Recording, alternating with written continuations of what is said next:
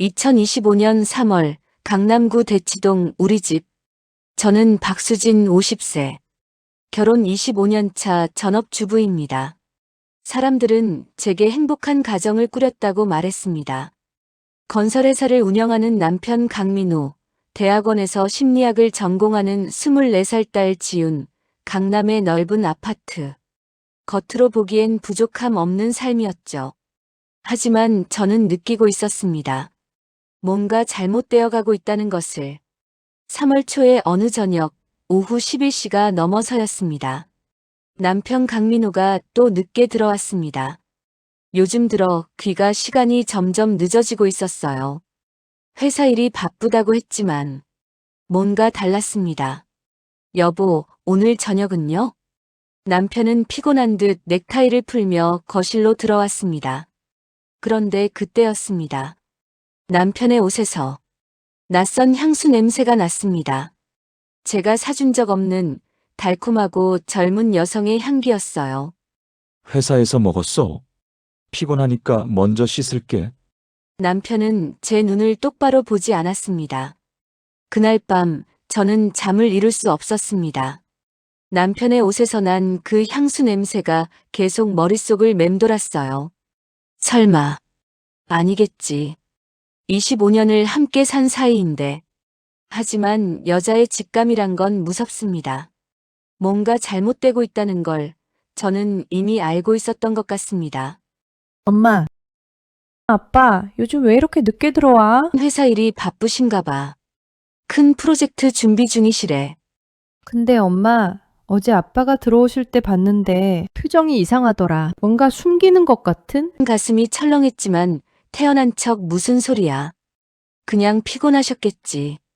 엄마는 모르는 척 하시지만 나는 심리학 전공이잖아요. 아빠 행동 패턴이 명백히 달라졌어요. 휴대폰도 예전엔 아무렇게나 두셨는데 요즘은 항상 뒤집어 놓으시고. 지윤아, 그만해. 아빠를 의심하는 게 아니야. 엄마, 나는 엄마 편이에요. 뭔가 이상하면 말씀하세요. 혼자 고민하지 마시고. 딸아이는 눈치가 빨랐습니다. 저보다 먼저 뭔가를 감지한 것 같았어요.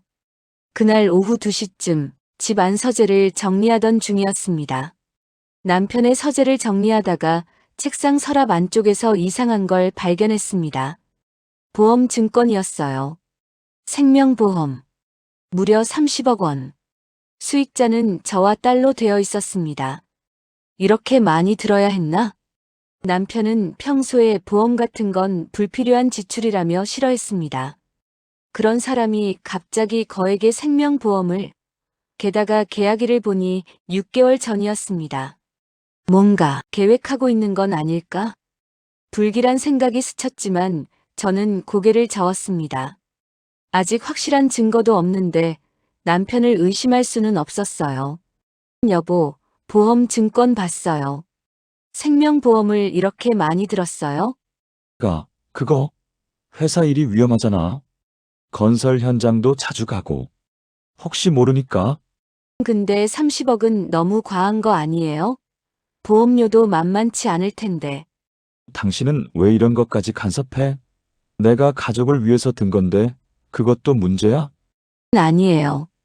그냥 궁금해서요. 회사 일 처리해야 돼. 서재에 들어갈게.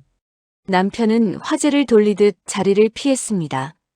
뭔가 더 물어보고 싶었지만 입이 떨어지지 않았어요. 그날 밤 남편이 샤워하는 동안 저는 용기를 냈습니다. 남편의 휴대폰을 확인하기로 한 겁니다.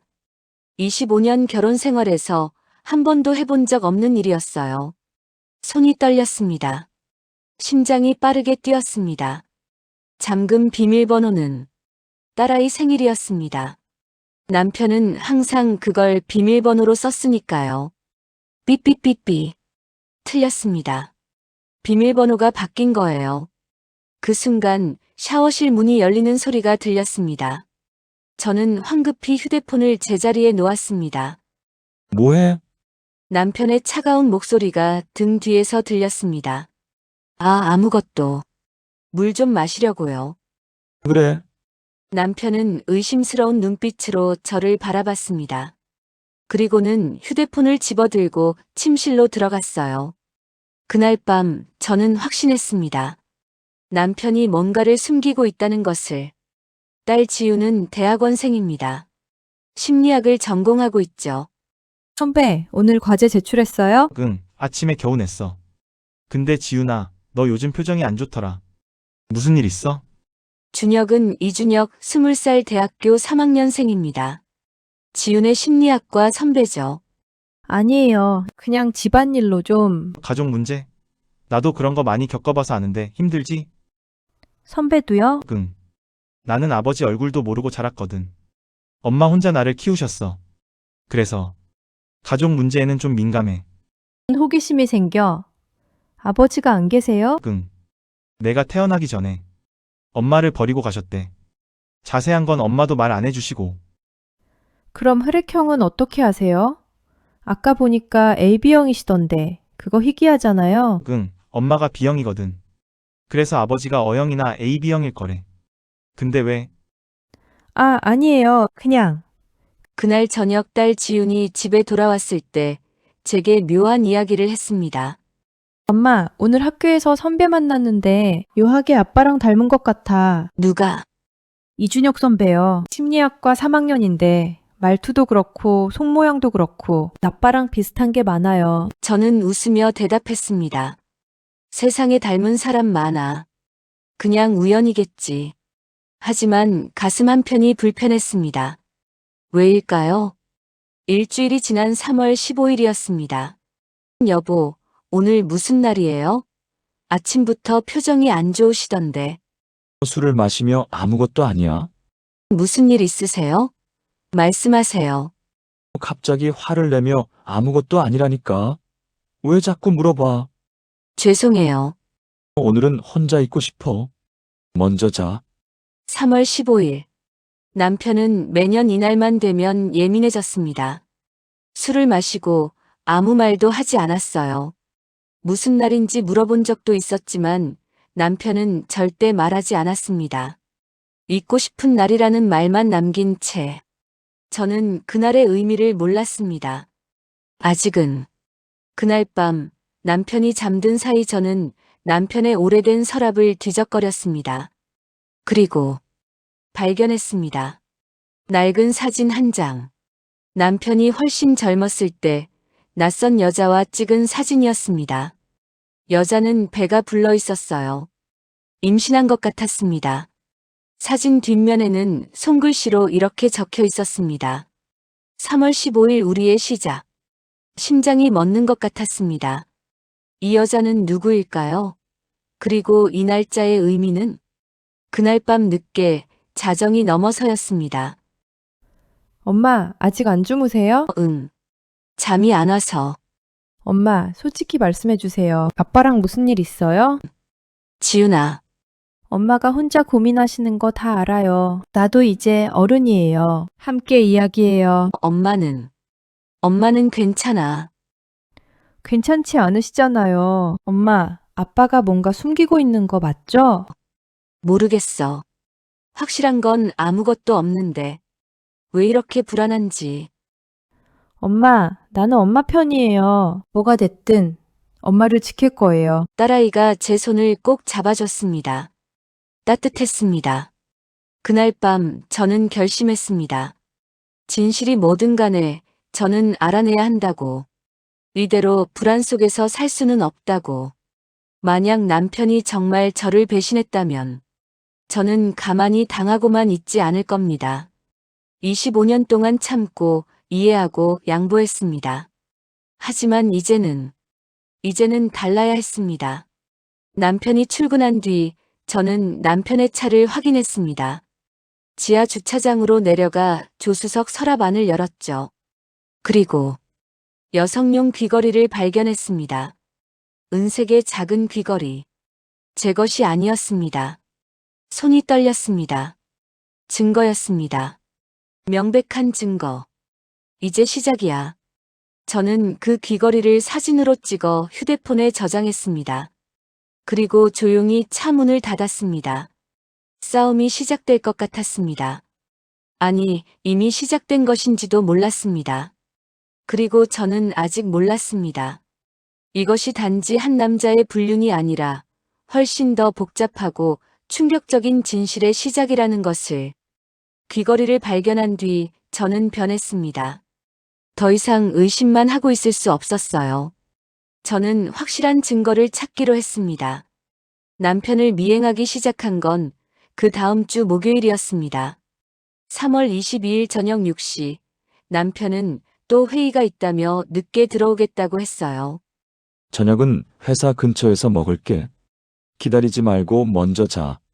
전화를 끊고 저는 서둘러 옷을 갈아입었습니다. 평소에 입지 않던 검은색 점퍼에 모자를 눌렀었어요. 거울을 보니 낯선 제 모습이었습니다. 내가 지금 뭘 하고 있는 거지? 하지만 멈출 수 없었습니다. 진실을 알아야 했으니까요. 오후 6시 30분, 남편의 회사가 있는 테헤란로 근처 카페에 자리를 잡았습니다. 창가 쪽 구석진 자리에 앉아 남편의 차를 지켜봤어요. 오후 7시, 남편이 회사에서 나왔습니다.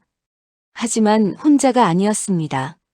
옆에 젊은 여자가 있었어요.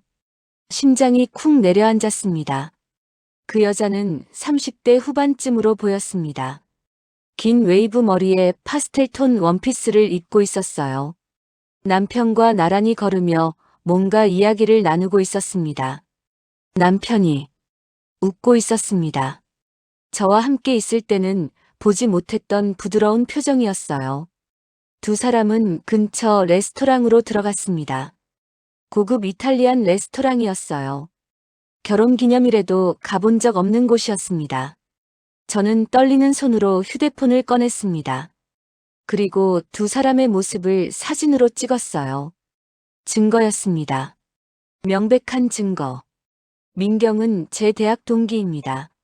51살 변호사로 일하고 있죠. 제 유일한 친구라고 할 수 있어요.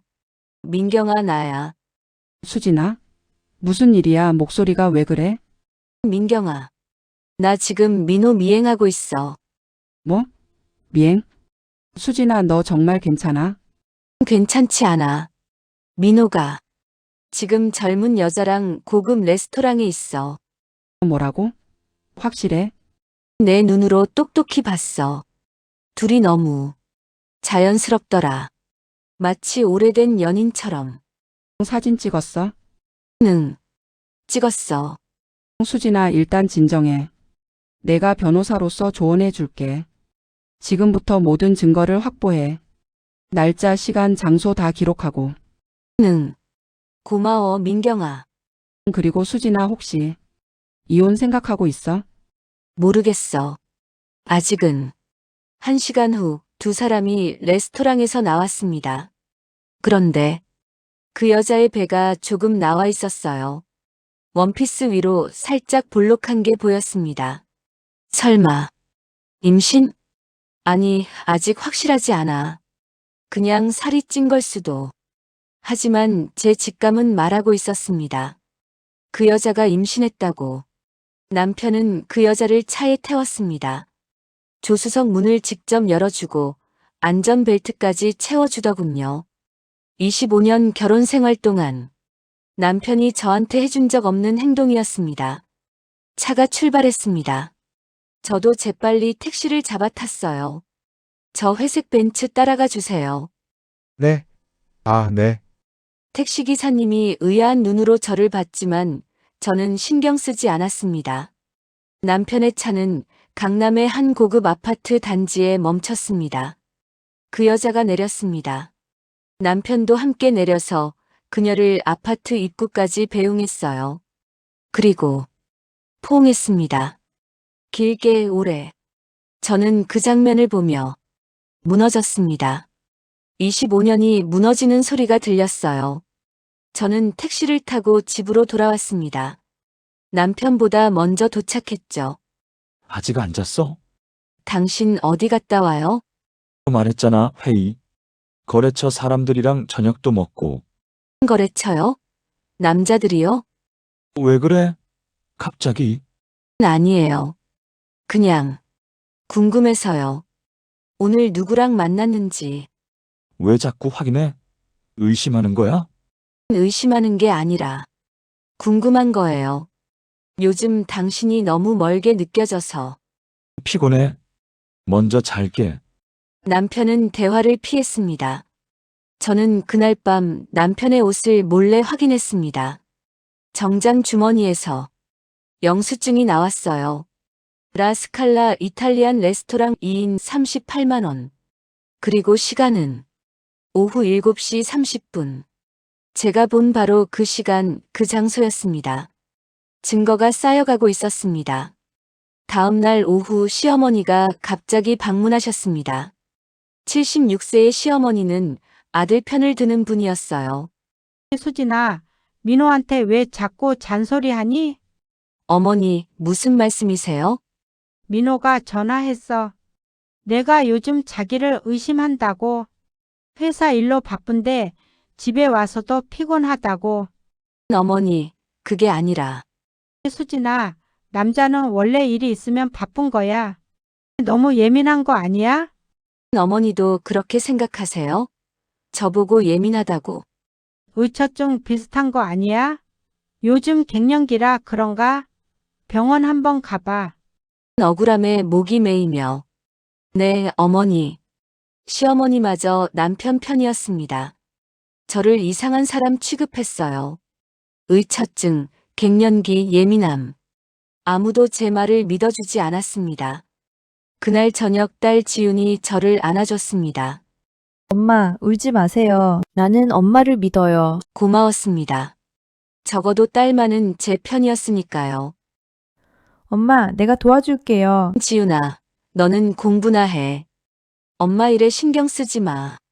엄마, 나 심리학 전공이잖아요. 사람 행동 패턴 분석하는 거 배웠어요. 아빠 행동 기록해 볼게요. 지훈아, 그리고 엄마, 나 오늘 준혁 선배랑 또 만났는데요. 는 선배가 이상한 말을 했어요. 자기 엄마가 20년 전에 어떤 남자한테 버림받았대요. 그래서 혼자 선배를 키우셨다고. 그래.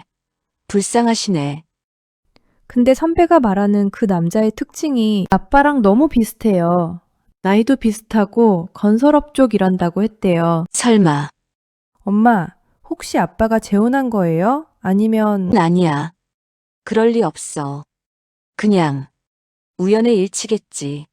하지만 우연치고는 너무 많은 것들이 맞아떨어졌습니다. AB형 혈액형. 3월 15일. 건설업. 그리고 딸아이가 말한 나이. 설마 남편에게 숨겨진 자식이 있는 건 아니겠죠? 아니, 아직 확실하지 않아. 너무 앞서가는 거야. 하지만 불안했습니다. 사모님, 여기서 뵙네요. 네. 안녕하세요, 과장님. 사장님은 요즘 많이 바쁘시죠? 신규 프로젝트 때문에. 네, 그런가 봐요. 그나저나 인테리어, 디자이너, 최서영 씨 실력이 정말 좋더라고요. 사장님이 직접 영입하셨잖아요. 최서영이요? 네, 30대인데 실력이 어찌나 좋은지. 요즘 사장님이랑 맨날 붙어 다니시던데. 아, 업무 때문이겠죠? 네. 최서영. 이름을 알게 됐습니다. 집에 돌아오자마자 저는 인터넷 검색을 했어요. 최서영 인테리어 디자이너. SNS 계정이 나왔습니다. 38살, 남편 회사의 신입 디자이너였습니다. 사진들이 올라와 있었어요. 세련되고 예쁜 여자였습니다. 그리고 최근 게시물 중 하나에 이런 글이 있었습니다. 새로운 시작을 준비하고 있어요. 곧 좋은 소식 전할게요. 댓글에는 친구들이 혹시 결혼, 임신? 같은 질문들을 달아놨더군요. 서영은 대답하지 않았지만 하트 이모티콘만 눌러뒀어요. 손이 떨렸습니다. 임신. 정말 임신한 거구나. 수진아, 안색이 왜 이래? 더 안 좋아진 것 같은데. 민경아, 그 여자 이름 알아냈어. 최서영. 인테리어 디자이너래. 회사 직원이네. 그리고 임신한 것 같아. 뭐, SNS에 그런 뉘앙스로 글 올렸더라고. 새로운 시작, 좋은 소식. 수진아, 이거 심각한데. 만약 정말 임신이라면 알아. 그래서 더 무서워. 민호가 정말 그 여자랑 결혼하려는 건 아닐까? 수진아, 지금부터 더 확실한 증거가 필요해. 내가 도와줄게. 고마워, 민경아. 너 말고는 아무도 날 믿어주지 않아. 걱정 마. 내가 변호사로서 친구로서 끝까지 내 편이야. 민경은 제게 조언을 해줬습니다. 남편 휴대폰 통화 내역을 확보해봐. 그리고 가능하면 녹음도. 하지만 그게 쉬운 일일까요? 남편은 휴대폰을 항상 몸에 지니고 다녔습니다.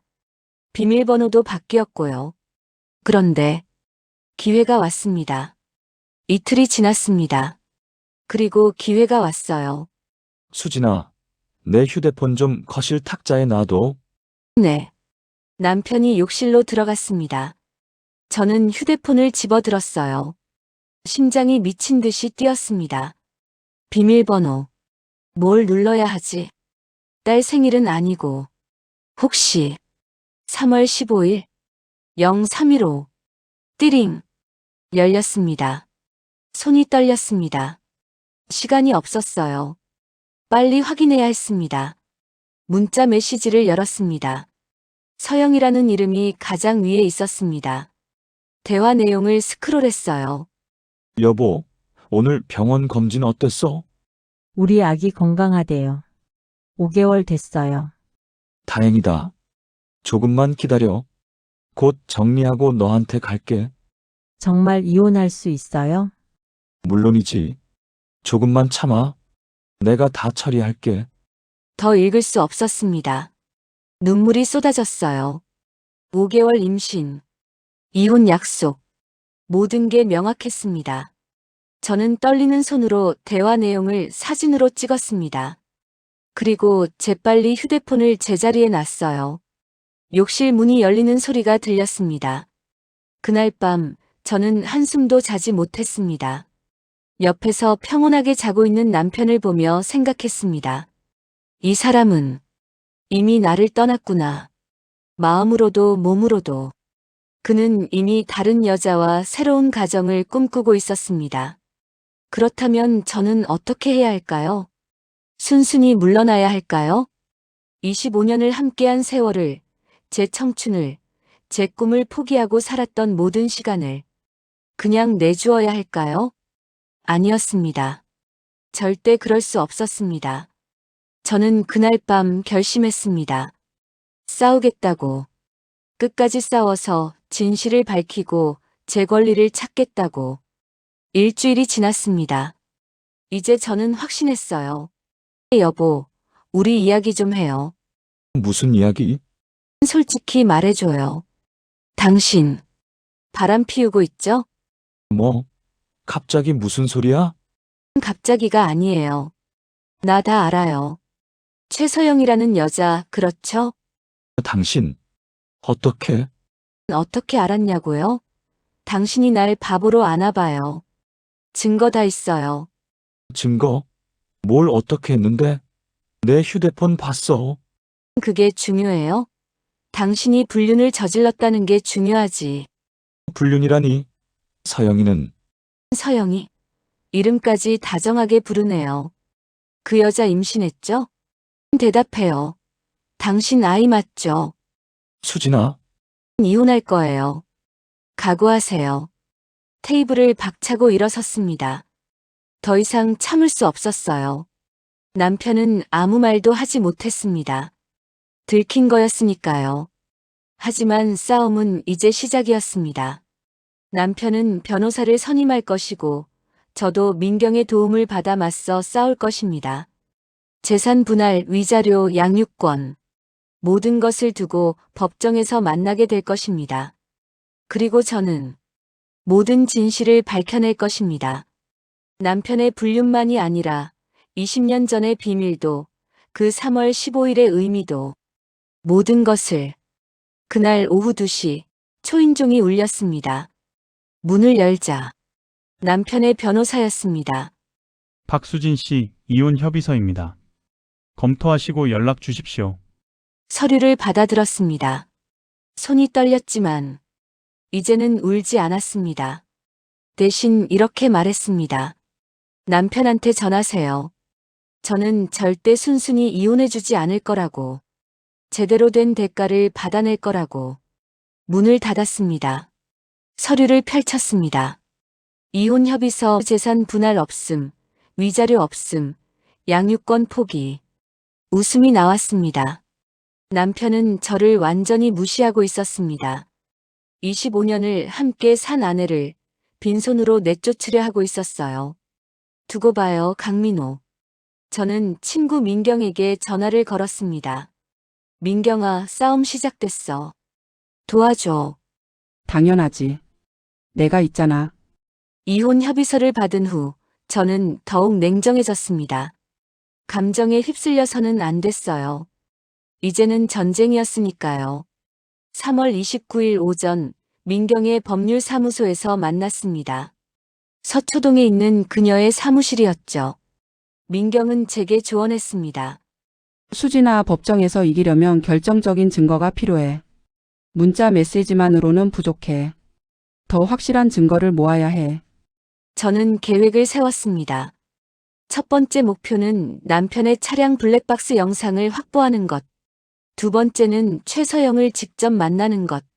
세 번째는 남편이 숨기고 있는 재산을 찾는 것이었습니다. 엄마, 아빠 차 블랙박스 영상 어떻게 빼내요? 아빠가 출근하고 나면 엄마가 직접 해야지. 아니에요. 내가 도와줄게요. 컴퓨터 잘하잖아요. 지훈아, 넌 공부나. 엄마, 나도 이 집 식구예요. 아빠가 잘못한 건데 왜 엄마만 혼자 싸워요? 고마워, 지훈아. 아빠, 오늘 오후에 현장 간다고 했죠? 그때 차 열쇠 가져와요. 내가 블랙박스 SD카드 빼낼게요. 딸아이가 얼마나 든든한지 몰랐습니다. 오후 3시 남편이 현장으로 출발했습니다. 저는 서재에서 차 열쇠를 가져왔어요.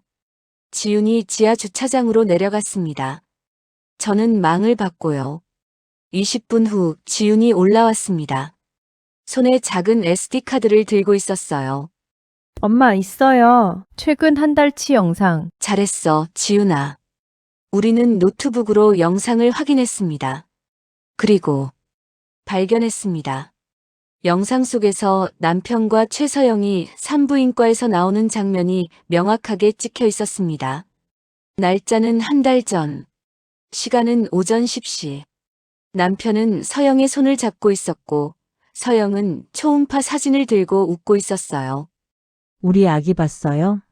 건강하대요. 다행이다. 고생했어, 서영아. 두 사람은 키스했습니다. 차 안에서 공공연하게. 저는 그 장면을 보며 침착하게 녹화 버튼을 눌렀습니다. 증거가 또 하나 추가됐습니다. 민경의 사무실은 깔끔했습니다. 책장 가득 법률 서적이 꽂혀 있었죠. 수진아, 이 영상이면 충분해. 불륜의 명백한 증거야. 민경아, 근데 이것만으로 재산 분할이랑 위자료를 제대로 받을 수 있을까? 물론이야. 유책 배우자는 재산 분할에서 분리하고 위자료도 당연히 받을 수 있어. 얼마나? 최소 5억은 받을 수 있을 거야. 결혼 기간이 25년이고 내가 전업주부로 헌신했으니까. 5억. 그 정도면 나랑 지훈이 살 수 있을까? 충분해. 그리고 재산 분할도 절반은 내 거야. 집이랑 예금, 주식. 근데 민경아, 나 이상한 거 발견했어. 뭔데? 민호가 재산을 빼돌리고 있는 것 같아. 제 직감이 맞았습니다. 그날 밤 10시 남편이 잠든 후 서재를 뒤지다가 이상한 서류를 발견했어요. 부동산 명의 신탁 계약서. 남편 명의의 건물 2채가 6개월 전에 어머니 명의로 넘어가 있었습니다. 시가 약 30억 상당. 이혼 준비를 6개월 전부터 했구나. 저는 그 서류를 복사했습니다. 민경에게 넘겨야 했어요. 그런데 서류 뒤편에서 더 충격적인 것을 발견했습니다. 오래된 혼인신고서였습니다. 아니, 정확히는 혼인신고서 사본. 30년 전 날짜였어요. 신랑 강민호 당시 24세. 신부 이현주 당시 20세. 날짜 1995년 3월 15일. 손이 떨렸습니다. 3월 15일. 그 날짜였습니다. 남편이 매년 예민해하던 그날. 그리고 이름. 이현주. 어디서 많이 들어본 이름이었습니다. 그런데 어디서? 지훈아, 혹시 내 선배. 이름이 뭐라고 했지? 이준혁? 네, 왜요? 그 선배 어머니 성함 혹시 알아? 이현주라고 하셨던 것 같은데요. 왜요, 엄마? 아니야. 아무것도 아니야. 엄마, 무슨 일 있어요? 얼굴이 새하얘요. 지훈아, 엄마가 알아낸 게 있어. 근데 너무 충격적이야. 말씀하세요. 수진 내 아빠가 30년 전에 다른 여자랑 결혼했던 것 같아.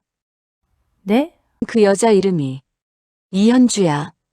그리고 결혼한 날짜가 3월 15일이고 그럼 진혁 선배가 아직 확실하지 않아. 하지만 가능성이 높아.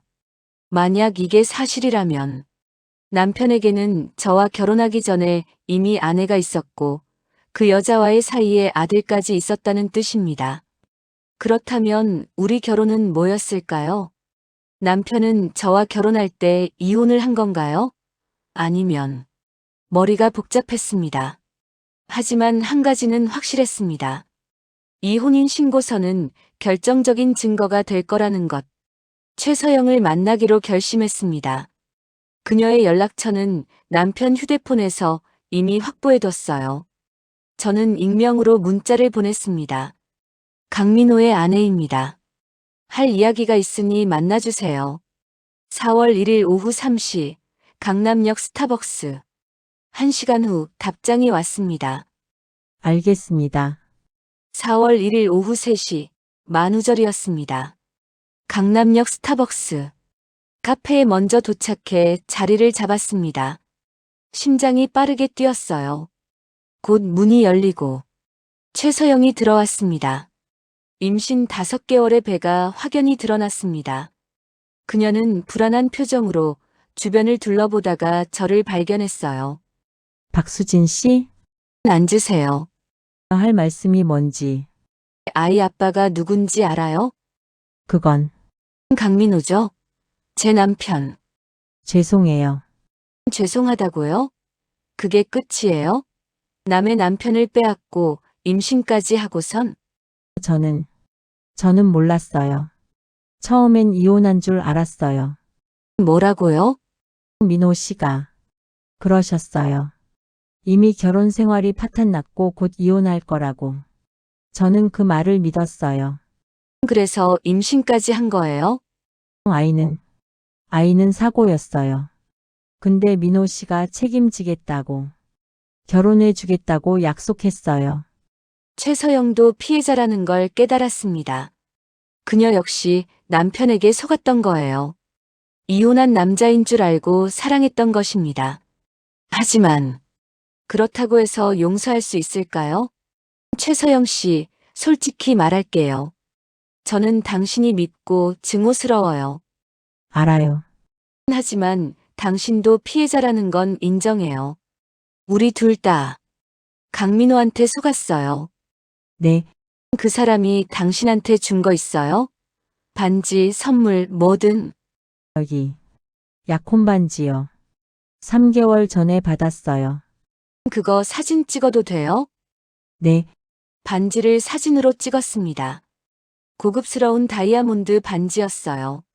제가 받은 결혼 반지보다 훨씬 비싸 보였습니다. 강민호가 당신한테 얼마나 많은 돈을 썼는지 아세요? 모르겠어요. 식사 선물 이 반지. 어림잡아 수천만 원은 되겠네요. 그 돈 다 우리 가정의 돈이에요. 최서영은 대답하지 못했습니다. 수진 씨. 사실 저도 이상한 걸 발견했어요. 뭔데요?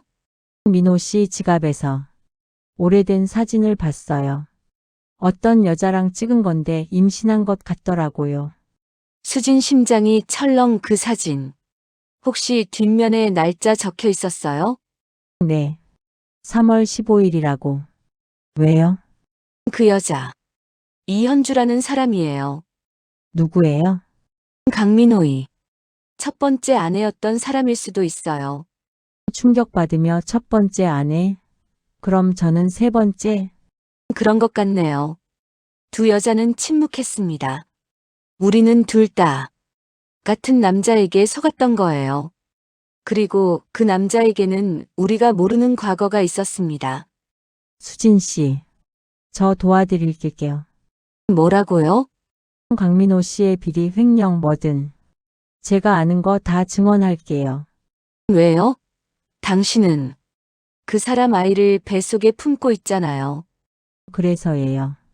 이 아이를 거짓말쟁이 아빠 밑에서 키울 순 없어요. 저도 속았다는 게 분해요. 정말로 도와줄 건가요? 네. 대신 한 가지만 약속해 주세요. 뭔데요? 이 아이는 나중에 박수진 씨나 강민호 씨의 딸분이 증오하지 않게 해주세요. 아이는 죄가 없으니까요. 약속할게요. 예상치 못한 동맹이 생겼습니다. 최서영은 저에게 귀중한 정보를 제공했어요. 강민호 씨가 회사 돈을 횡령하고 있어요. 페이퍼 컴퍼니를 만들어서 빼돌리는 걸 봤어요. 얼마나요? 정확히는 모르겠지만 수십억은 될 거예요. 증거 서류는 사무실 금고에 있어요. 금고 비밀번호 알아요? 아니요. 하지만 민호 씨가 휴대폰 메모장에 적어뒀던 걸 본 적 있어요. 어디 갔다 와? 친구 만났어요. 친구? 혹시 또 이상한 짓 한 거 아니야? 이상한 짓이요? 당신처럼 불륜 같은 거 말하는 건가요? 또 시작이야. 내가 몇 번을 말해야 알아들어. 이혼할 거면 빨리 하자고. 이혼? 좋아요. 하죠. 대신 제대로 된 조건으로요. 조건? 무슨 조건? 재산 절반, 위자료 5억, 양육권. 이걸 주면 이혼해 줄게요. 비웃으며 5억? 꿈깨. 넌 한 푼도 못 받아. 그래요? 법정에서 봅시다. 남편은 제가 증거를 얼마나 많이 모았는지 몰랐습니다. 블랙박스 영상, 문자 메시지, 혼인신고서, 재산 은닉 서류, 그리고 최서영의 증언. 이제 충분했습니다. 법정으로 갈 준비가 됐어요. 수진아, 이 정도면 완벽해. 법정에서 이길 수 있어. 정말 확신해. 불륜 증거, 재산 은닉, 거기다 중혼 의심까지.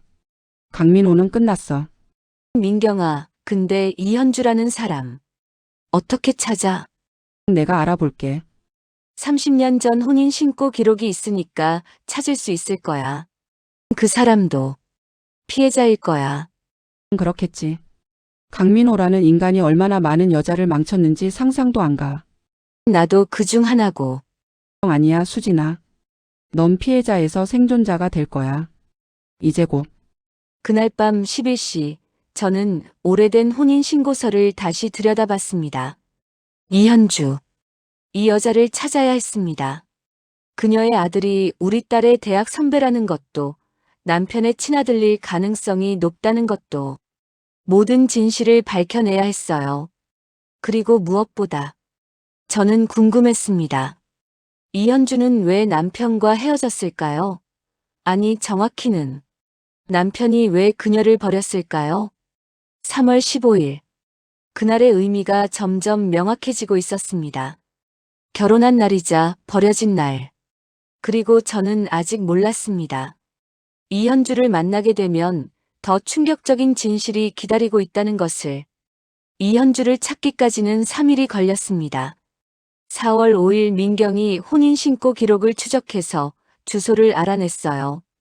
이현주는 강남구 청담동 한 고급 헬스클럽에서 PT 강사로 일하고 있었습니다. 45살의 그녀는 20년 동안 혼자 아들을 키워왔다고 했죠.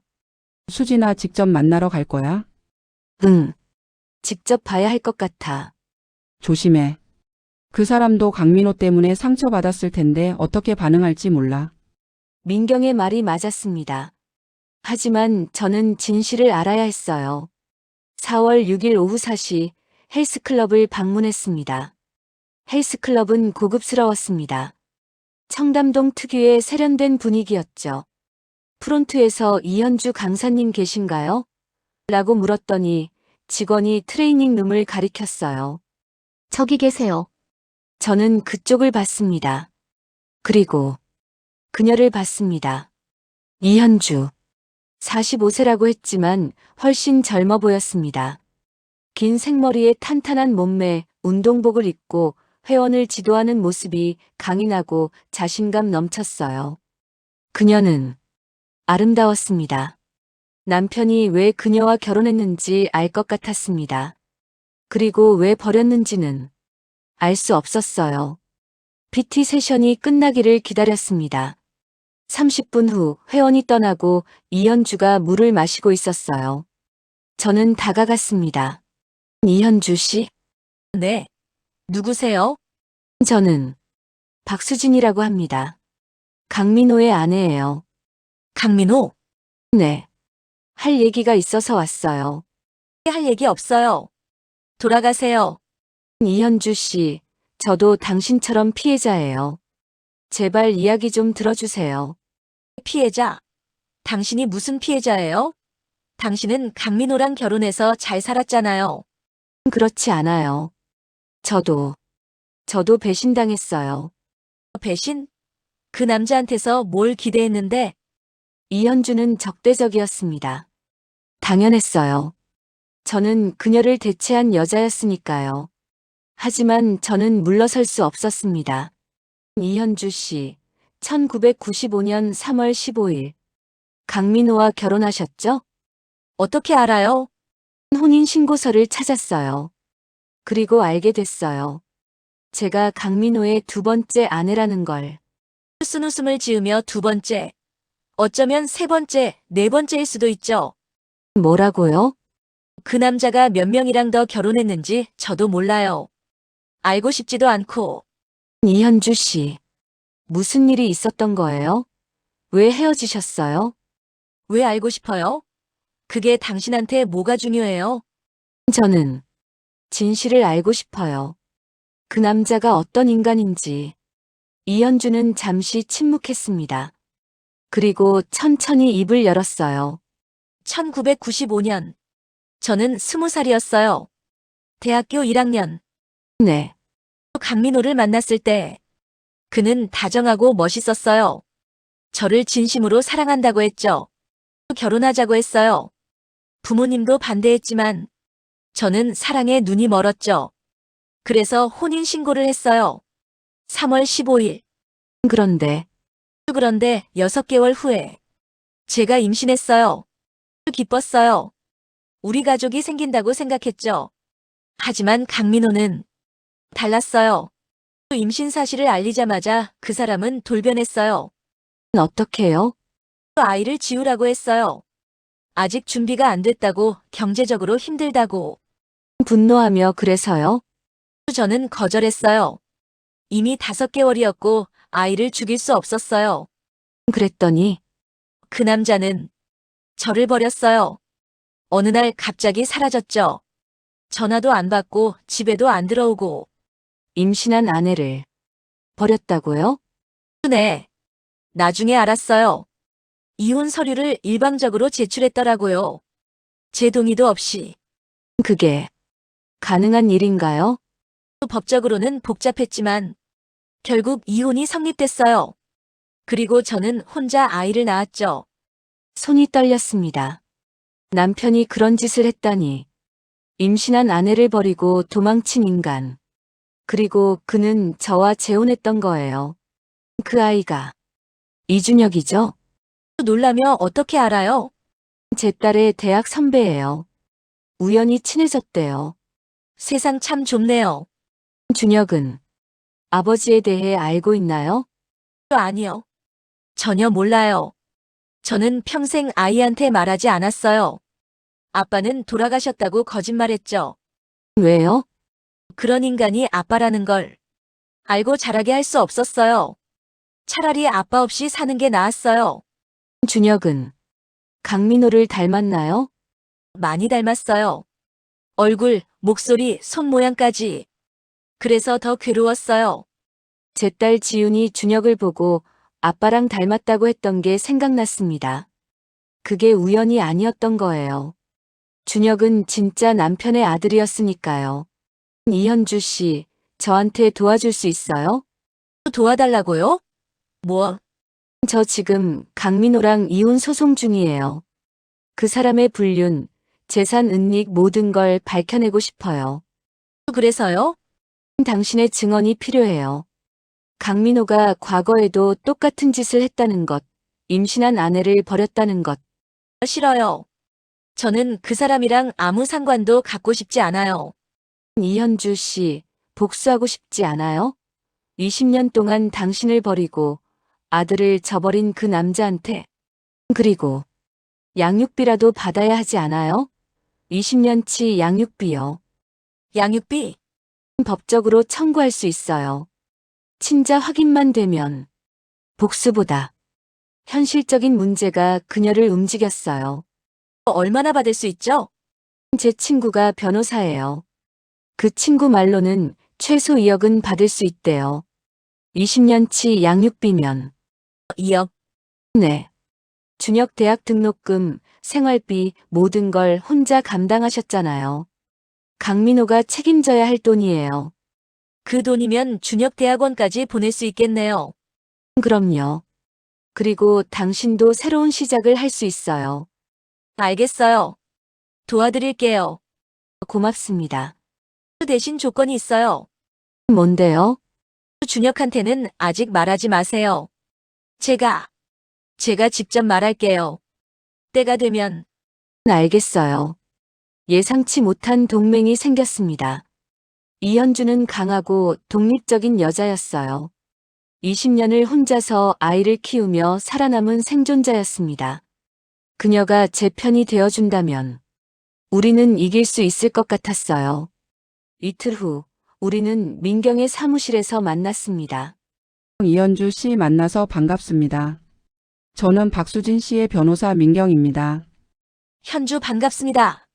일단 친자 확인부터 해야 할 것 같아요.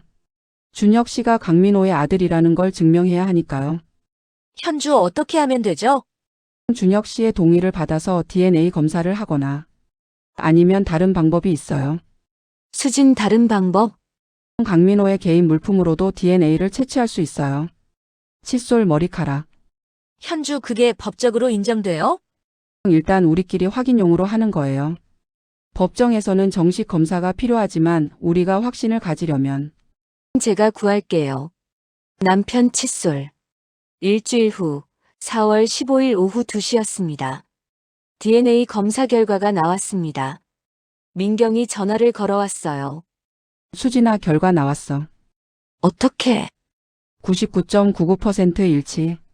준혁은 강민호의 친아들이 맞아.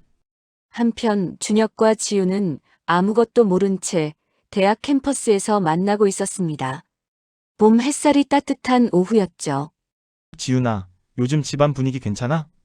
아니요, 부모님이 이혼하실 것 같아요. 힘들겠다. 나도 엄마가 혼자 날 키우셔서 그런 거 조금은 알아. 선배 아버지는 정말 돌아가신 거예요? 응. 엄마가 그러셨어. 내가 어릴 때. 그렇구나. 지우는 알고 있었습니다. 준혁이 자신의 이복 오빠라는 것을. 하지만 말할 수 없었어요. 어떻게 말하겠어요? 내 아빠는 살아있고 우리 아빠랑 같은 사람이야 라고. 진실은 너무 잔인했습니다.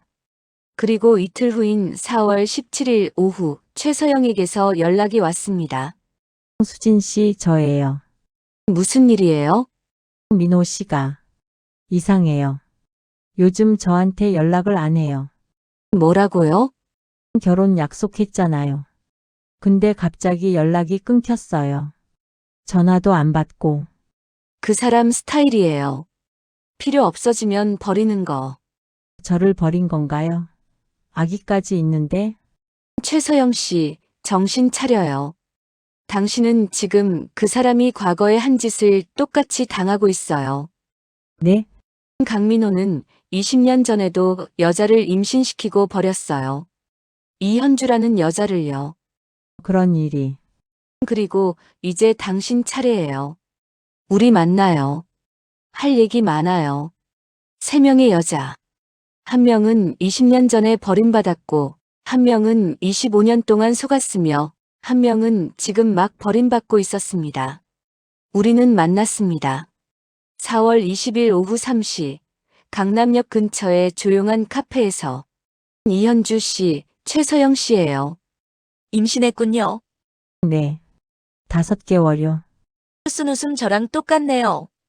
저도 5개월 때 버림받았어요. 저도 버려진 건가요? 아직은 모르죠. 하지만 조심해야 해요. 자, 여러분. 이제부터 우리는 한 팀이에요. 한 팀? 네. 목적은 하나. 강민호를 완전히 무너뜨리는 거예요. 민경은 전략을 설명했습니다.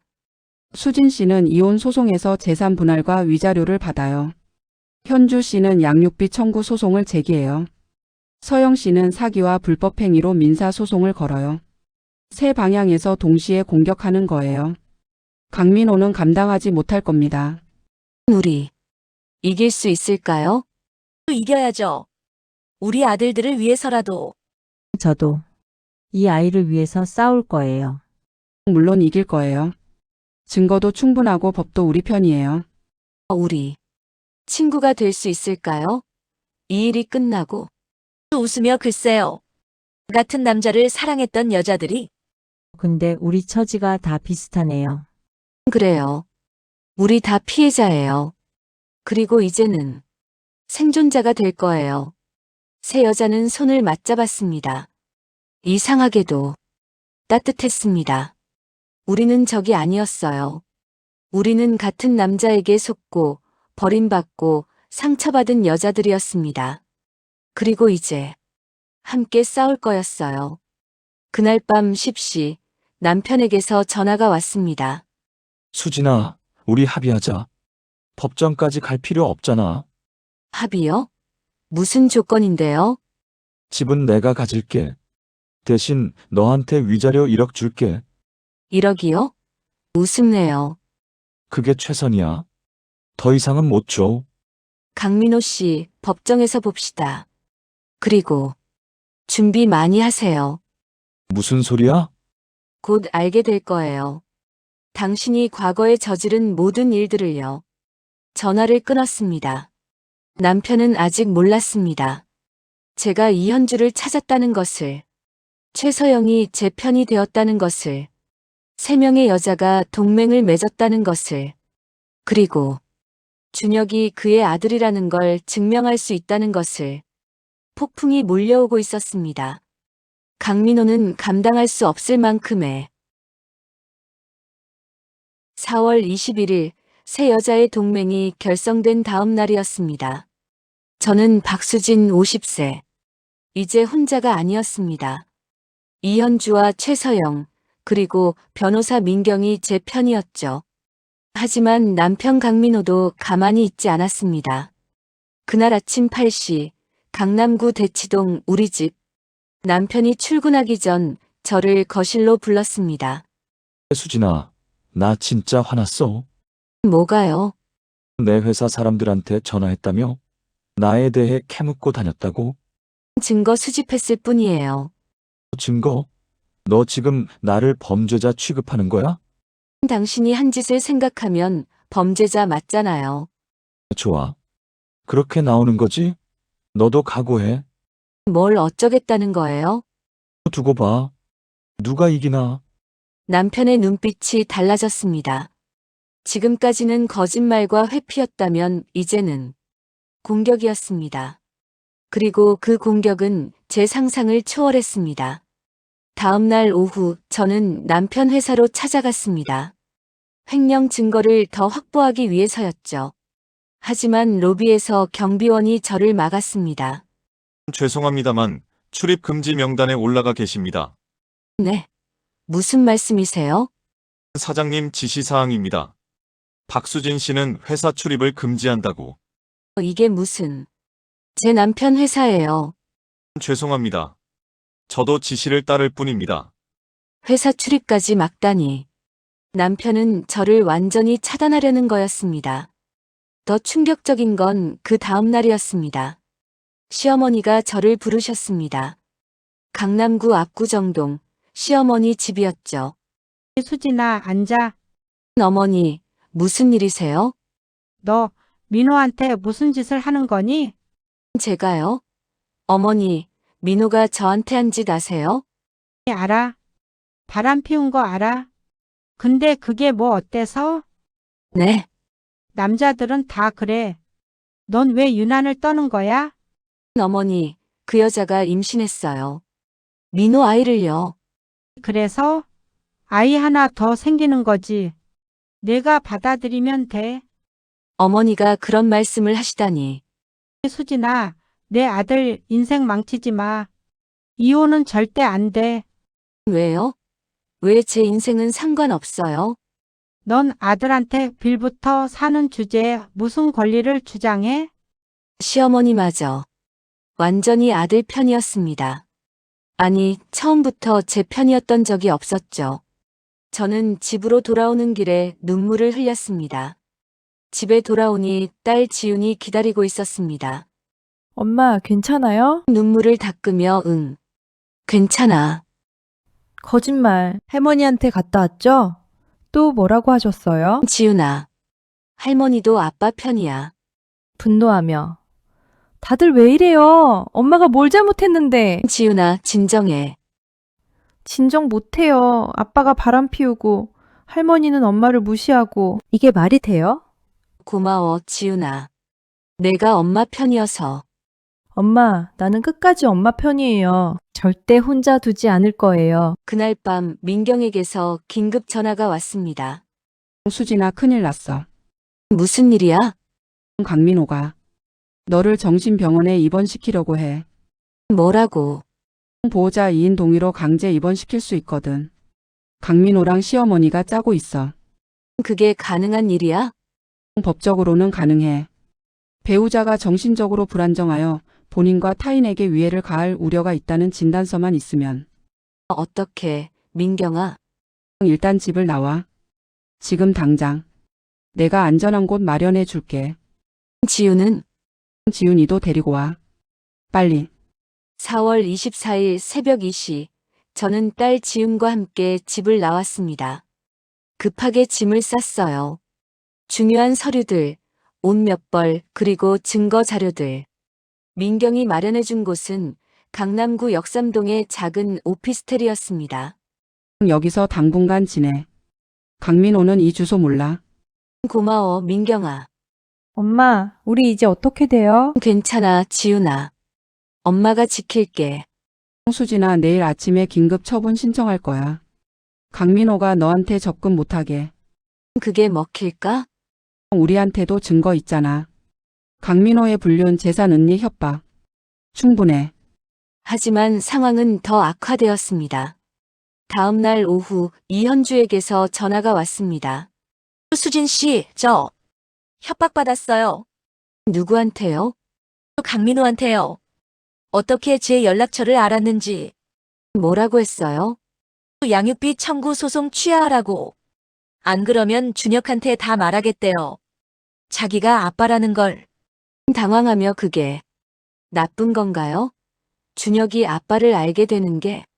아니, 그게 아니라 강민호가 이렇게 말했어요. 준혁한테 내가 돈 때문에 아빠를 괴롭힌다고 말하겠다고. 비겁한 인간. 수진 씨, 저 무서워요. 준혁이 저를 오해하면 어떡해요? 현주 씨, 겁먹지 마세요. 우리한테도 증거 있잖아요. 하지만 민경한테 말할게요. 방법이 있을 거예요. 강민호는 이현주까지 위협하기 시작했습니다. 그리고 최서영에게도. 저녁 최서영이 급하게 만나자고 했습니다. 역삼동 근처 카페였죠.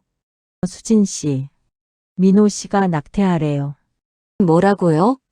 이미 6개월인데 낙태하래요. 안 그러면 아이 아빠로 인정 안 하겠대요.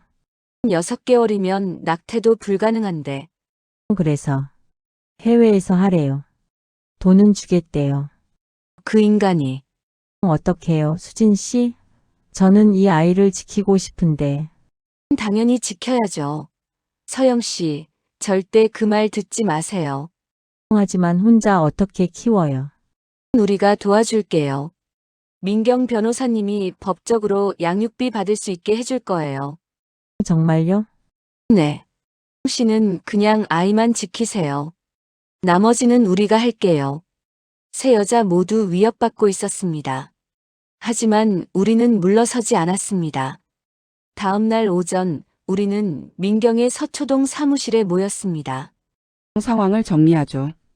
강민호가 세 분 모두를 위협하고 있어요. 저는 정신병원 입원 위협. 저는 아들한테 진실폭로 협박. 저는 낙태 강요. 전형적인 가해자의 패턴이에요. 피해자를 고립시키고 두려움을 주는 거죠. 우리 어떻게 해야 해요? 오히려 기회예요. 기회요? 이 모든 협박을 증거로 쓸 수 있어요.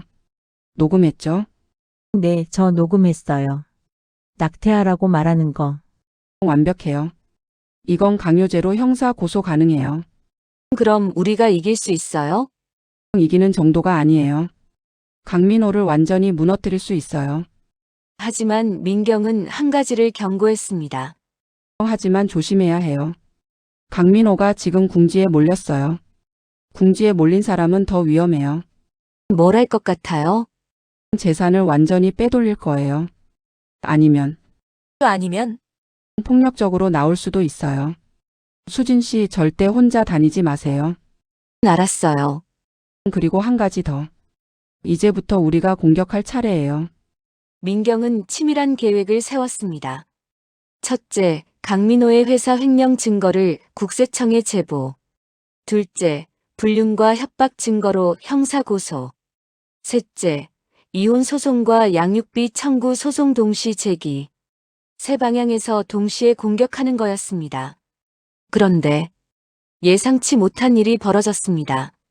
준혁이 진실을 알게 된 겁니다. 지훈으로부터 전화가 왔어요.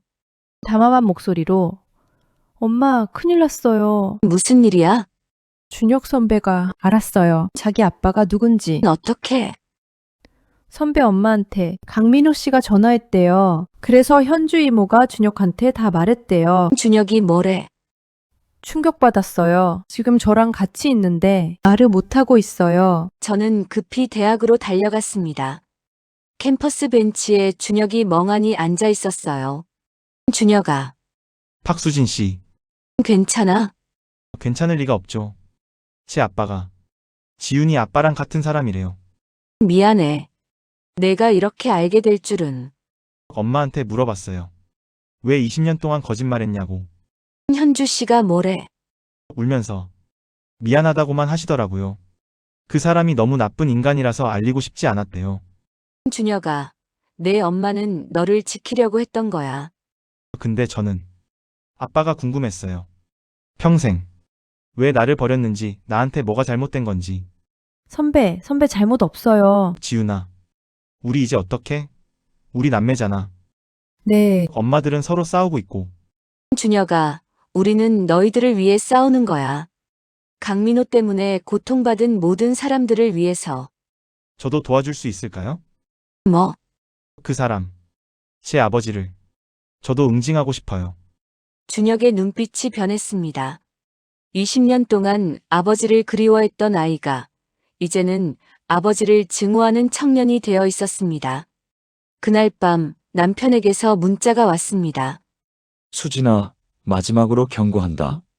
지금이라도 소송 취하해. 안 그러면 너도 지훈이도 무사하지 못할 거야. 손이 떨렸습니다. 협박이었습니다. 명백한 협박. 저는 그 문자를 캡처해서 민경에게 보냈습니다.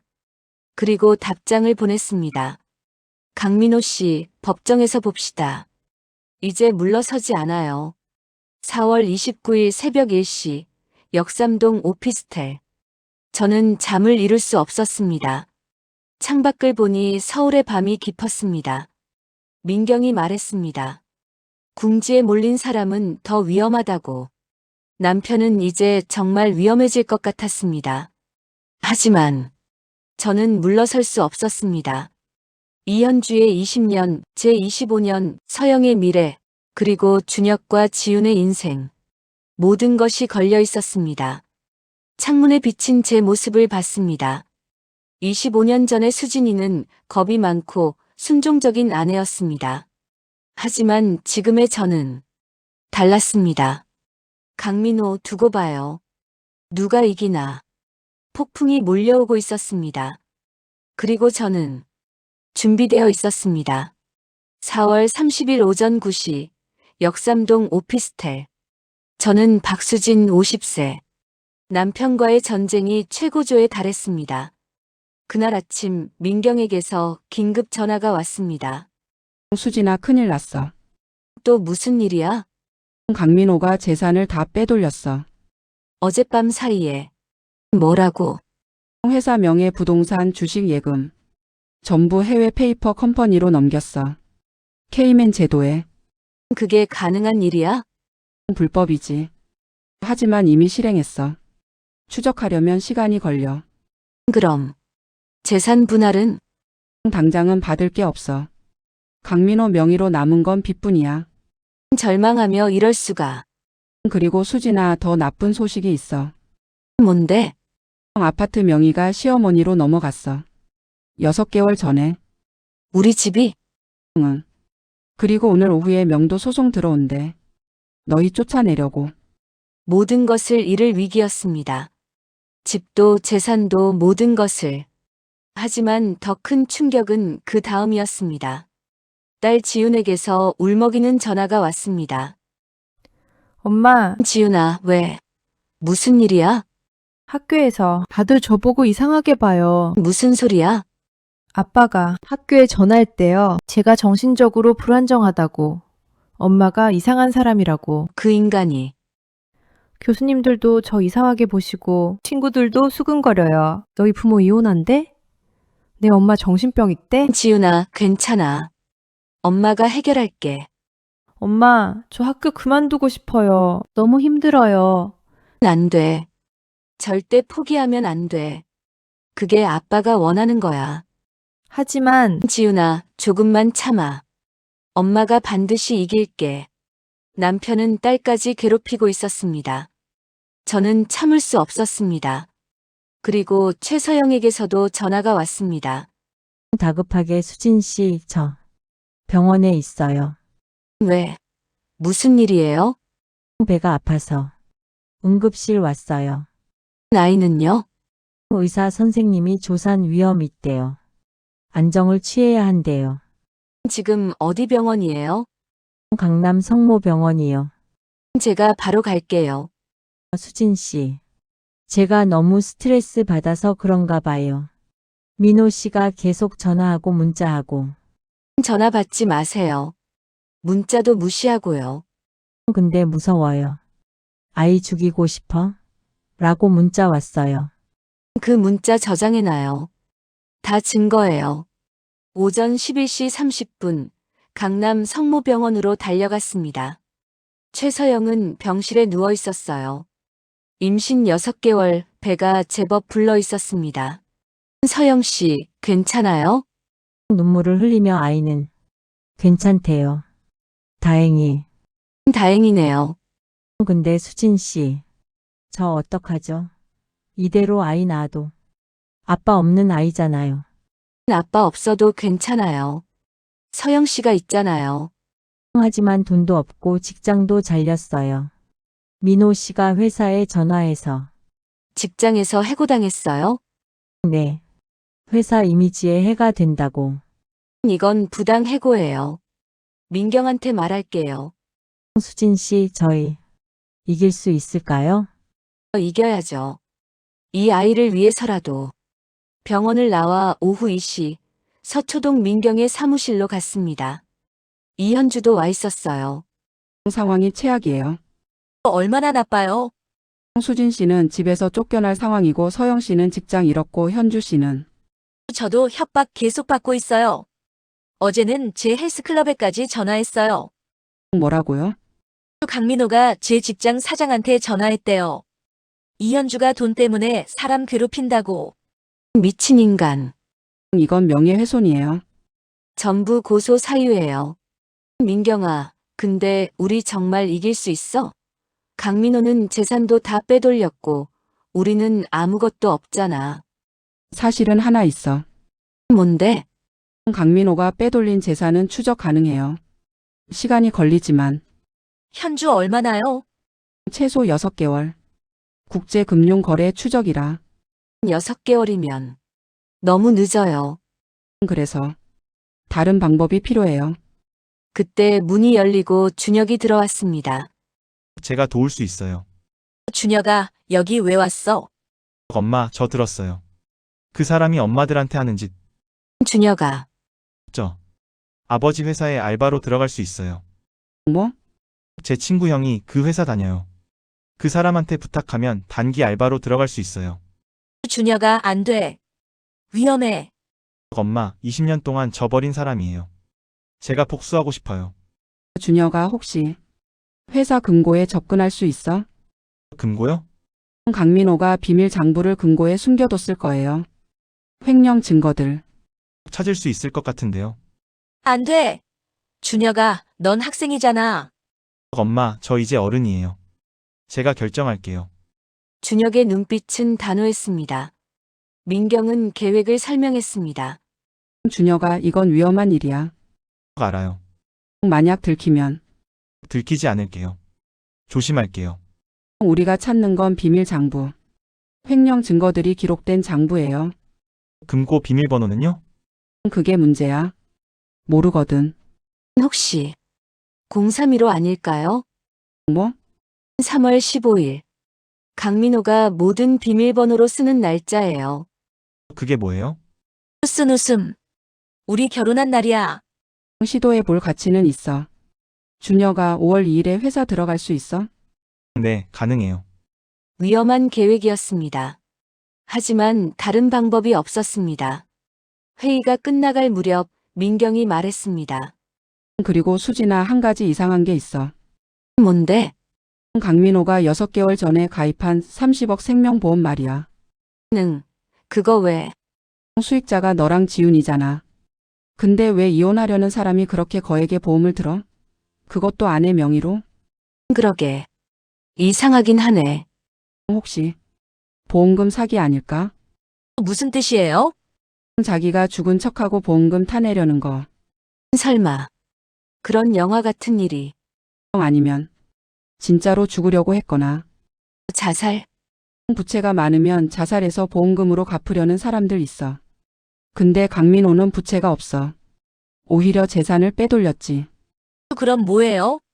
아니면 누군가를 죽이려고 했거나 얼굴이 하얗게 누구를요?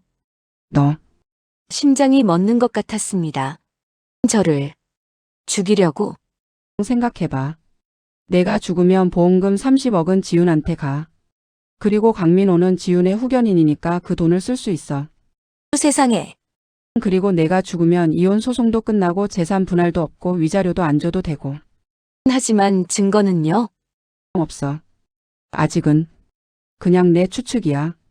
하지만 조심해야 해. 수진아, 절대 혼자 다니지 마. 특히 강민호랑 단둘이 만나지 마. 네. 그날 저녁 역삼동 오피스텔로 돌아왔습니다. 지훈이 기다리고 있었어요. 엄마, 괜찮아요? 괜찮아. 거짓말. 무슨 일 있었어요? 지훈아. 엄마가 물어볼 게 있어.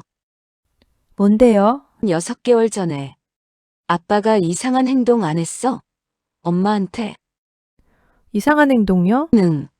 뭐, 위험한 곳에 가자고 했다거나, 차를 고치자고 했다거나, 아, 그거요? 뭐, 아빠가 엄마랑 제주도 여행 가자고 했었잖아요. 근데 엄마가 싫다고 했잖아요. 맞다. 왜 갑자기요? 아무것도 아니야. 그냥, 궁금해서.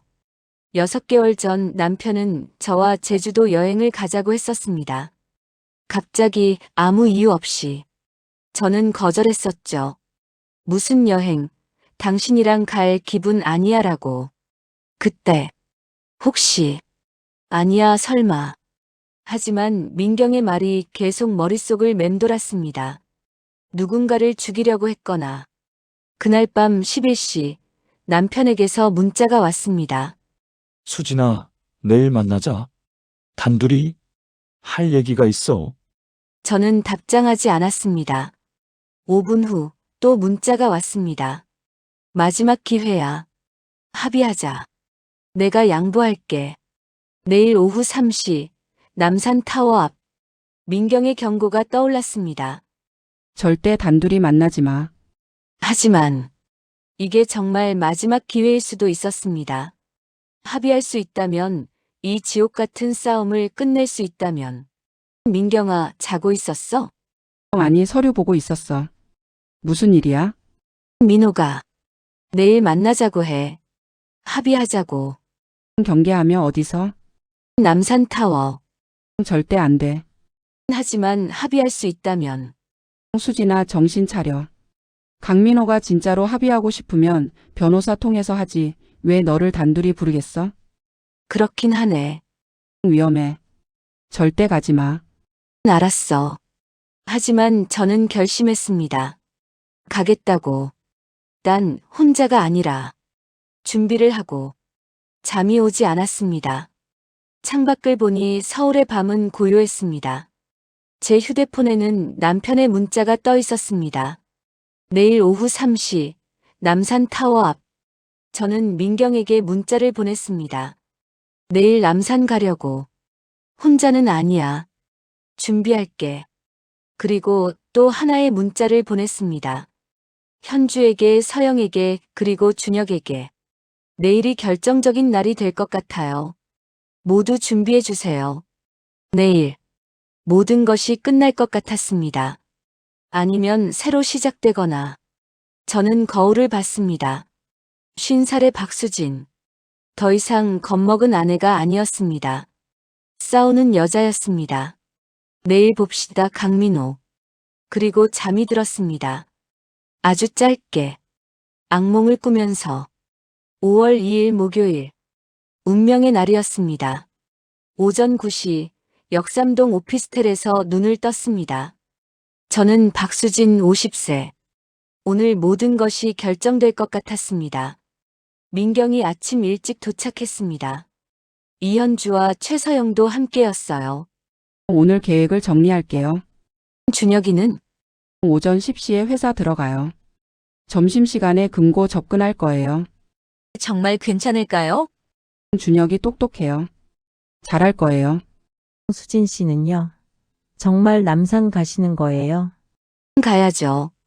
강민호가 뭘 원하는지 봐야 해요. 하지만 위험해요. 알아요. 그래서 준비했어요. 뭘? 작은 녹음기를 보여주며 이거.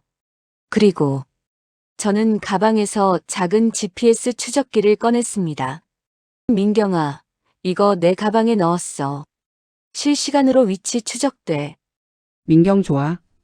그리고 이거. 민경이 제게 작은 버튼을 건넸습니다. 긴급 호출 버튼이야.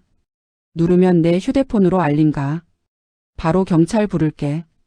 저희는 뭘 해요? 현주 씨는 준혁이 백업. 혹시 모를 상황에 대비해서 회사 근처에 대기하세요. 저는요? 서영 씨는 병원에 계세요. 몸조리 하셔야죠. 아니에요. 저도 도울 거예요.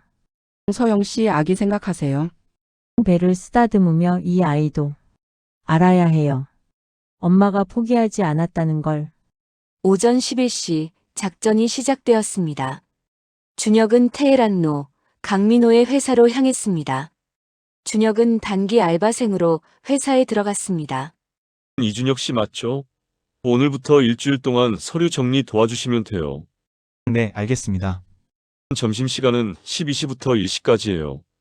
구내 식당 이용하셔도 되고요. 화장실은 어디 있어요? 복도 끝에 있어요. 사장님 사무실 옆이요. 준혁은 회사 구조를 파악했습니다. 사장실, 그리고 그 옆 비서실에 금고가 있을 거라고 민경이 말했었죠. 점심시간 오후 12시 10분. 대부분의 직원들이 식당으로 갔습니다. 준혁은 사장실로 조심스럽게 들어갔습니다. 비어 있었어요. 강민호는 외부 미팅 중이었습니다. 비서실 문을 열었습니다. 그리고 금고를 발견했습니다. 검은색 대형 금고. 준혁은 떨리는 손으로 번호를 눌렀습니다. 0315. 3월 15일. 삑. 열리지 않았습니다. 젠장. 다시 시도했습니다. 19950315. 1995년 3월 15일. 띠링. 금고가 열렸습니다. 준혁은 금고 안을 확인했습니다. 서류 뭉치들이 가득했어요. 비밀장부라고 적힌 검은 파일. 준혁은 재빨리 휴대폰으로 사진을 찍었습니다. 페이지를 넘기며 계속 찍었어요. 횡령 내역, 비자금 조성, 뇌물거래. 준혁이 민경에게 전화를 걸었습니다. 속삭이며 찾았어요. 증거들. 사진 찍었어? 네, 다 찍었어요. 좋아. 바로 나와. 근데 이상한 게 더 있어요. 뭔데? 보험 서류. 박수진 씨 이름으로 된. 그게 왜 금고에? 그리고 메모가 있어요. 5월 5일 제주도라고. 사진 찍어서 바로 보내. 한편 저는 오후 2시 30분 남산타워로 향하고 있었습니다. 택시 안에서 민경에게 문자가 왔어요. 준혁이 증거 확보 성공. 하지만 조심해. 5월 5일 제주도라는 메모 발견. 강민호가 뭔가 계획하고 있어. 남산타워 광장. 강민호가 벤치에 앉아 있었습니다. 저는 천천히 다가갔습니다. 왔구나. 할 얘기가 뭔데요? 왜 앉아? 서서 들을게요. 수진아, 우리 이제 그만하자. 그만하자고요? 이혼하자. 내가 조건 들어줄게. 갑자기 왜요? 며칠 전까지 한 푼도 안 주겠다더니. 생각해봤어. 우리 25년 살았잖아. 그 정도 의리는 있어야지. 얼마나 주겠다는 건데요? 위자료 5억. 그리고 아파트 절반. 놀라며. 진심이에요? 응. 대신 조건이 있어. 역시. 조건이 있었습니다. 무슨 조건이요? 형사 고소 취하해줘. 횡령이나 협박 같은 거. 그게 다예요? 그리고 5월 5일에 나랑 제주도 가자. 경계하며 왜요? 마지막으로 여행 한번 가고 끝내자. 25년 결혼 생활의 마침표로. 싫어요. 수진아, 내가 진심이야. 우리 좋게 끝내자. 강민호 씨, 저 바보 아니에요. 뭘 계획하고 있죠? 뭘? 30억 보험금. 제주도. 다 연결되잖아요. 무슨 소리야? 날 죽이려고 했죠? 사고로 위장해서. 강민호의 얼굴이 하얗게 질렸습니다. 미친 소리 하지 마. 6개월 전에도 제주도 가자고 했었죠. 전 거절했지만 그때도 날 죽이려고 했던 거죠. 증거 있어? 금고에 있던 서류들. 준혁이가 다 찍어왔어요. 준혁이? 네, 이준혁. 당신 아들이요. 그 새끼가? 그 새끼 아니에요. 당신 친아들이에요. 20년 전에 버린. 다 내 때문이야. 내가 가만히 있으면 될걸. 제가요? 제가 뭘 잘못했는데요? 이혼하면 재산 반 줘야 하잖아. 위자료도 줘야 하고. 그게 얼만데? 그래서 죽이려고 했어요? 보험금 타려고. 난 어쩔 수 없었어. 회사 망하기 직전이었고, 빚이 너무 많았어. 계속 말해봐요. 다 녹음되고 있어요. 강민호가 제 가방을 낚아챘습니다. 녹음기를 꺼내서 바닥에 내던졌어요. 이것밖에 없어? 사람들이 다 보고 있어요. 상관없어. 어차피 다 끝났어. 가까이 오지 마세요. 수진아, 넌 너무 많이 알아버렸어. 그냥 조용히 사라져줬으면 좋겠는데. 저는 가방 속 긴급 버튼을 눌렀습니다. 그리고 소리쳤습니다. 도와주세요. 주변 사람들이 돌아봤습니다. 그리고 그때 경찰 사이렌 소리가 들렸어요. 민경이 미리 대기시켜둔 거였습니다. 거기 서세요. 강민호 씨 맞습니까? 횡령과 살인교사 혐의로 긴급 체포합니다. 인연이 다 계획한 거였구나. 네. 당신만 계획하는 줄 알았어요? 강민호가 수갑을 찼습니다. 25년 결혼 생활. 그 끝이었습니다. 2주 후 법정이었습니다. 이혼 소송 최종 심리. 피고 강민호 씨, 할 말 있습니까? 원고 박수진 씨 측에서 제출한 증거들을 확인했습니다. 불륜의 증거, 재산 은닉 횡령, 그리고 살인교사 미수까지. 판사님, 살인교사는 입증되지 않았습니다. 판사님 추가 증거 제출합니다. 민경이 서류를 제출했습니다. 강민호 씨가 작성한 제주도 여행 계획서입니다. 그리고 인터넷 검색 기록, 보험금 사고사 위장 방법, 추락사고 보험금 등을 검색했습니다. 참고하겠습니다. 이혼을 인정합니다. 재산 분할은 원고 70%, 피고 30%, 위자료 10억 원, 양육권은 원고, 그리고 피고는 형사 재판을 받게 될 것입니다. 이혼 소송은 제가 이겼습니다. 하지만 끝이 아니었습니다. 오후에는 이현주의 양육비 청구 소송이었습니다. DNA 검사 결과 이준혁 씨가 피고 강민호 씨의 친자로 확인되었습니다. 20년치 양육비 총 3억 원을 지급하라. 돈이 없습니다. 피고의 해외 재산을 추적하여 압류 조치하겠습니다. 그리고 5일 후 최서영의 소송이었습니다. 임신 중 해고는 명백한 부당 해고입니다. 복직 혹은 위로금 지급, 그리고 피고 강민호 씨는 태아에 대한 양육비를 선지급하고 출생 후 정식 양육비를 지급하라. 3번의 법정, 3번의 승리. 우리는 이겼습니다. 우리는 조촐한 저녁 식사를 함께 했습니다. 수진, 이현주, 최서영, 그리고 민경. 축하해요, 여러분. 민경아, 내가 없었으면 불가능했어. 아니에요. 여러분이 포기하지 않았기 때문이에요. 근데 우리 진짜 이긴 거 맞아요? 실감이 안 나. 저도요. 이제 아기 낳아도 되는 거죠? 당연하죠. 우리가 도와줄게요. 근데 수진 씨, 이제 뭐 하실 거예요? 25년 만에 제 인생을 살아보려고요. 하지만 저는 아직 몰랐습니다. 진짜 반전이 남아있다는 것을. 집으로 돌아오는 길 민경에게 전화가 왔습니다. 수진아 있잖아. 왜? 강민호 형사 재판 준비하면서 발견한 게 있어. 뭔데?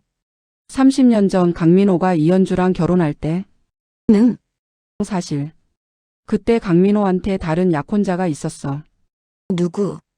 나. 전화가 끊어졌습니다. 심장이 빠르게 뛰었습니다. 민경이 강민호의 약혼자였다고. 그럼 민경이 처음부터 이 모든 걸, 아니 잠깐, 모든 퍼즐이 맞춰지기 시작했습니다. 민경이 왜 그렇게 적극적으로 도와줬는지, 왜 강민호의 모든 것을 파악하고 있었는지, 왜 복수에 그렇게 집착했는지. 설마. 5월 22일 금요일 오전 9시. 어젯밤 민경의 고백 이후 한숨도 자지 못했습니다. 서초동 민경의 법률 사무실로 달려갔습니다. 민경아, 어젯밤에 무슨 소리였어? 앉아 수진아. 다 말해줄게. 너랑 강민호가 약혼자였다고. 응. 30년 전이야. 1995년. 그럼 이현주보다도 전. 응. 내가 먼저였어. 민경은 천천히 이야기를 시작했습니다. 1994년 난 21살이었어. 법대 2학년. 강민호는 그때 24살. 건설 현장에서 일하는 평범한 청년이었지. 어떻게 만났어? 소개팅. 친구 소개로 만났어. 그는 정말 다정했어. 처음엔 6개월 만에 프러포즈했어. 난 기뻤지. 부모님도 반대했지만 사랑한다고 했어. 그런데 약혼식 일주일 전이었어. 1995년 2월. 뭐가 있었는데? 강민호가 사라졌어. 아무 말 없이. 민경은 손수건으로 눈물을 닦았습니다. 한 달을 찾아다녔어. 그리고 알게 됐지. 강민호가 다른 여자랑 결혼했다는 걸. 이현주. 응. 3월 15일에 혼인 신고했더라고. 왜? 이현주가 임신했거든. 강민호는 책임을 져야 했던 거야. 그래서 너를 버리고. 응. 아무 말도 없이. 전화 한 통, 문자 한 줄 없이. 비겁한 인간. 난 무너졌어. 법대도 휴학하고 1년을 우울증으로 앓았지. 그런데 어떻게 변호사가 됐어? 복수하려고. 민경의 눈빛이 차가워졌습니다. 30년이 걸렸어. 변호사 되고 강민호를 추적하고 기회를 기다렸지.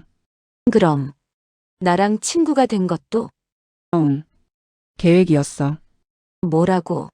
25년 전 강민호가 이현주랑 이혼하고 너랑 재혼한다는 걸 알았어.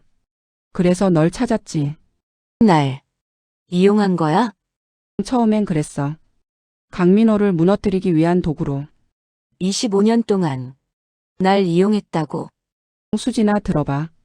처음엔 그랬어. 하지만 하지만 뭐, 시간이 지나면서 너는 내 진짜 친구가 됐어.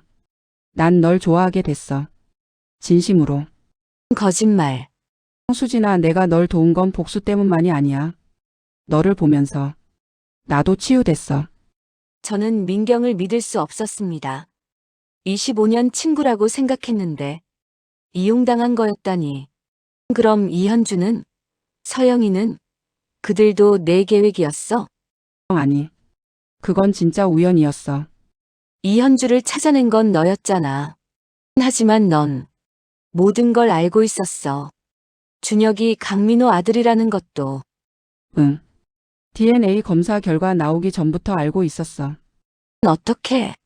30년 동안 강민호를 추적했어. 이현주의 존재도 준혁의 존재도 알고 있었지. 그럼 왜 말 안 했어? 처음부터 말했으면. 수진아, 넌 믿지 않았을 거야. 내가 직접 발견해야 했어.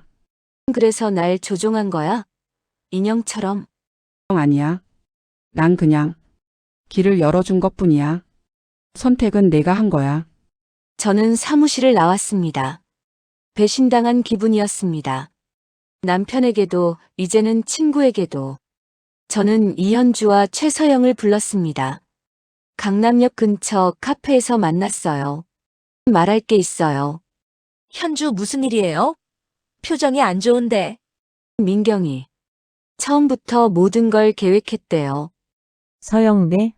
30년 전 강민호의 약혼자였대요. 그리고 복수하려고 우리를 이용했대요.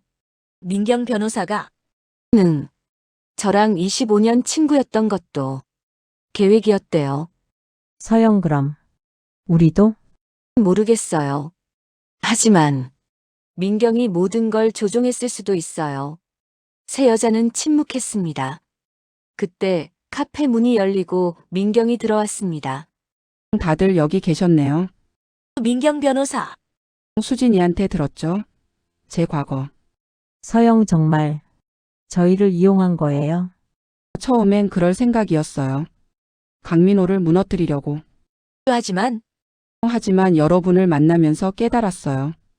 이건 제 복수만이 아니라는 걸. 무슨 소리야? 현주 씨, 서영 씨, 그리고 수진 씨.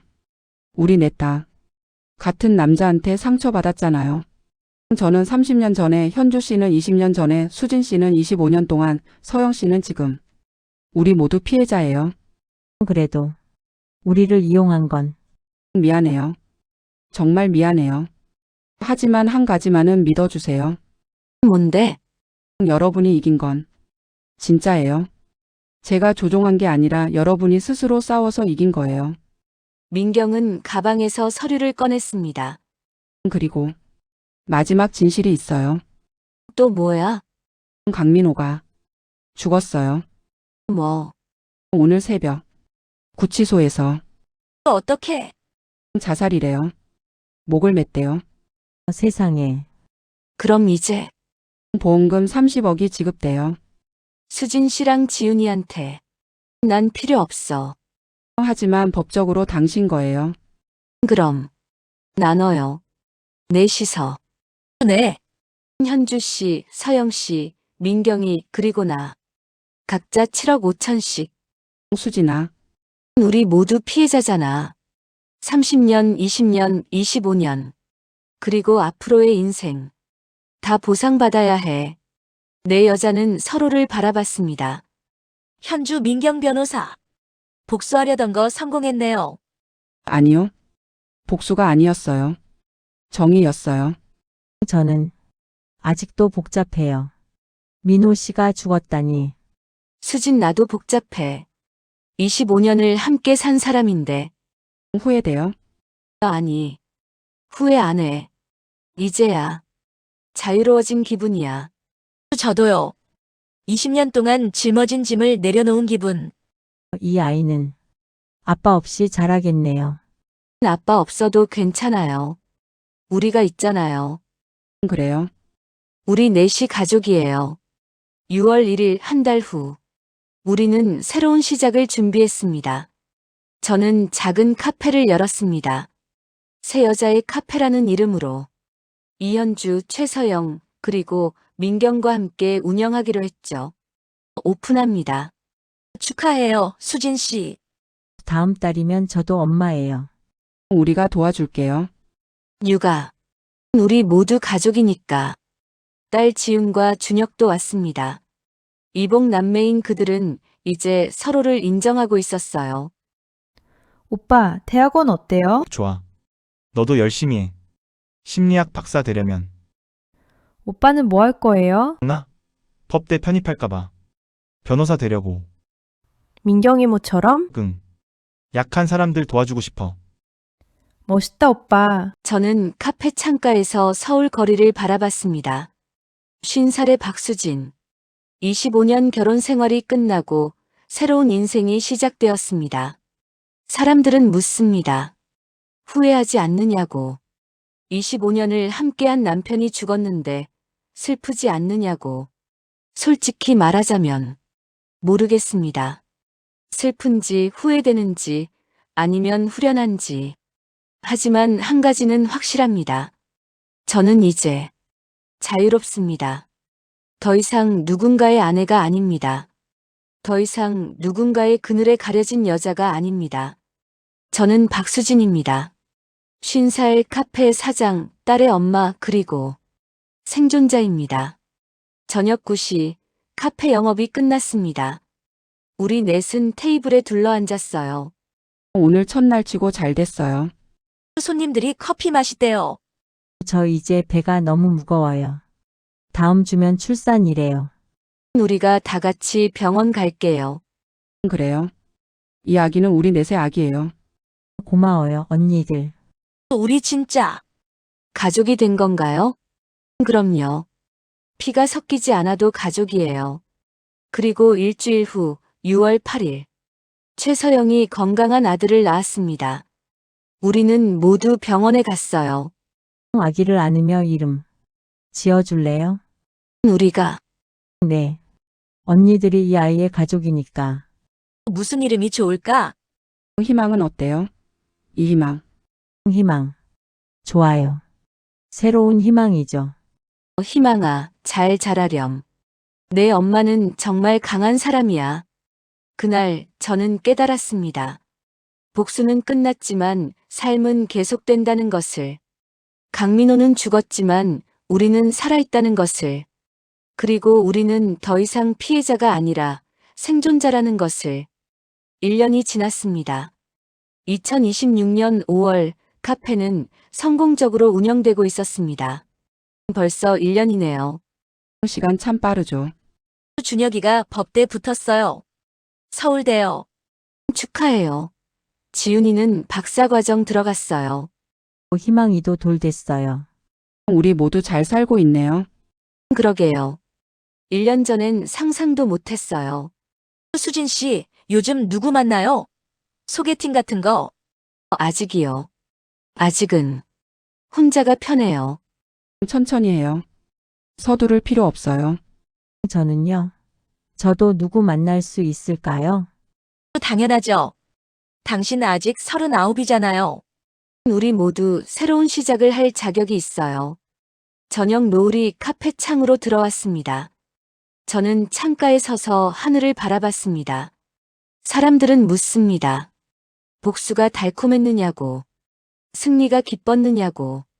솔직히 잘 모르겠습니다. 강민호는 죽었고 우리는 이겼습니다. 하지만 그게 행복의 끝은 아니었어요. 행복은 매일매일 만들어가는 거더라고요. 아침에 일어나 카페 문을 여는 것, 손님들에게 커피를 내리는 것, 친구들과 웃으며 이야기하는 것, 딸이 전화해서 엄마 사랑해라고 말하는 것, 이런 작은 것들이 행복이더라고요. 저는 50년을 살았습니다. 그중 25년은 남편의 아내로 살았죠. 하지만 이제부터는 박수진으로 살겠습니다. 누구의 아내도 누구의 엄마도 아닌 그냥 나로서. 그리고 옆에는 함께 싸워온 친구들이 있습니다. 민경, 현주, 서영. 우리는 한 남자 때문에 만났지만 이제는 서로 때문에 함께합니다. 복수의 여왕들이었던 우리는 이제 삶의 여왕들입니다. 당당하게, 자유롭게, 행복하게. 그렇게 우리는 계속 살아갑니다. 이 이야기는 허구입니다. 하지만 우리 주변의 수많은 수진들, 수많은 현주들, 수많은 서영들에게 바칩니다. 당신은 혼자가 아닙니다. 당신은 피해자가 아니라 생존자입니다. 당신은 당당하게 살 자격이 있습니다. 용기를 내세요. 당신의 인생은 당신의 것입니다.